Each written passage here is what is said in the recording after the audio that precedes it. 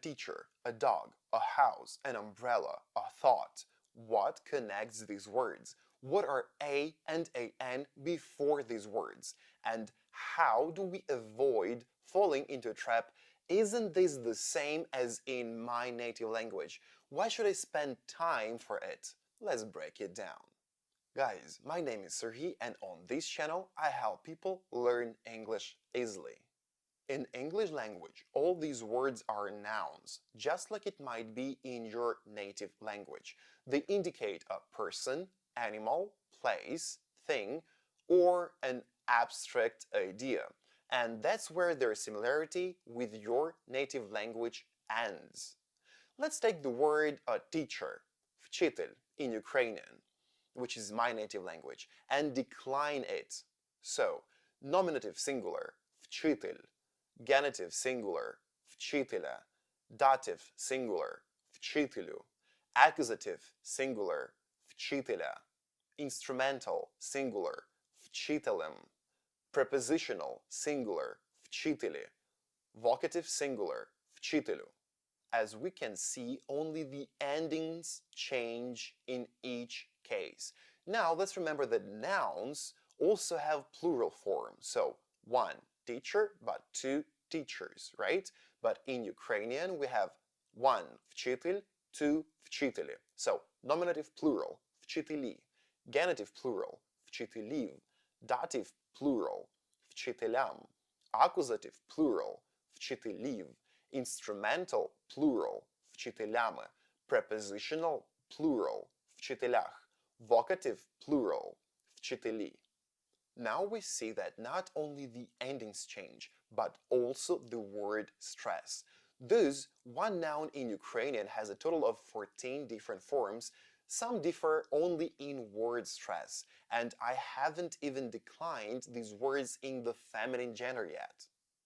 Maybe you have something similar in your native language, but I want you to forget all of that, because in English, a noun has only two forms, singular and plural, a teacher and teachers.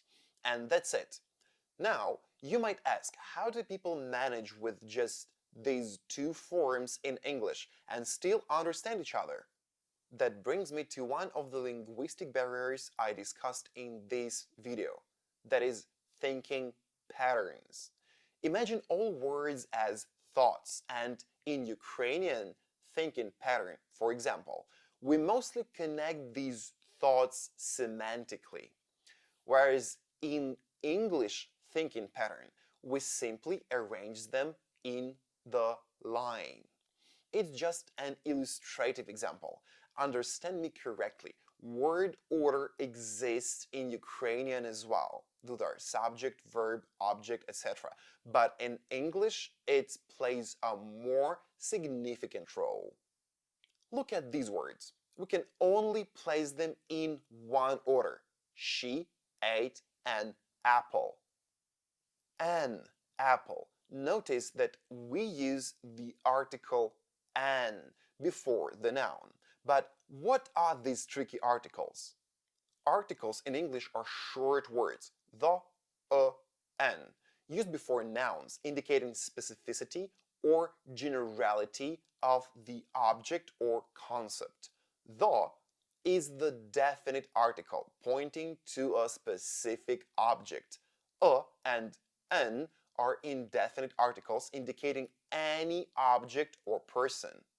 For instance, imagine having many pens and you ask a friend to pass you a pen. You don't mind which pen, right? So you'd say, pass me a pen, please. A pen. However, if you need a specific pen, you'd say the pen. Pass me the pen. Perhaps the red one or your favorite one, but you assume your friend knows which specific pen you're asking for when you say the. But be cautious, please. Never say pass me a one pen, because that's redundant. A and an themselves mean one. They derive from the Old English word on, literally meaning one. It was shortened as it was cumbersome to say on table, on apple every time. So we have an apple, an umbrella, an elephant, which sounds better. But we wouldn't say an table or an chair as it sounds awkward. Therefore, a is used before a word starting with the consonant and an before a word starting with a vowel. Remember, a and an are used for indefinite reference, while the is used for definite and unique reference. I remember back in the days in my school, teachers said the is for rivers, mountains, lakes, etc. So let's shorten it. If it's a unique geographical object, group of people, or an object, confidently use the. The moon, the poor, the police, the Everest mountain, the Amazon River. You can also use this and that to reinforce specificity. This usually indicates something closer, more immediate in space or time. For example, this video is viral. That indicates something more distant, further in space or time. That star is bright, for example. Okay, what about plural? Here we use these and those. Pay attention to the pronunciation. The S letter in these words sounds like Z. These, those. These is for objects closer in space or time. Like, these videos are trending. Those is for objects further away, more distant in space or time. Those stars are far from us, for example. Stars, videos. Notice the difference between these words. Star, stars.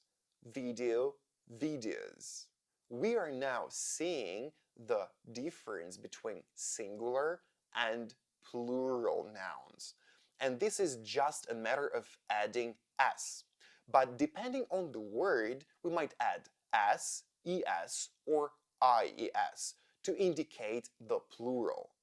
And so, if a word ends with letter y and there is no vowel before the y, we add es, replacing the y in the end of the word with I. That gives us ies instead of y, as in the word cherry. Cherry, cherries.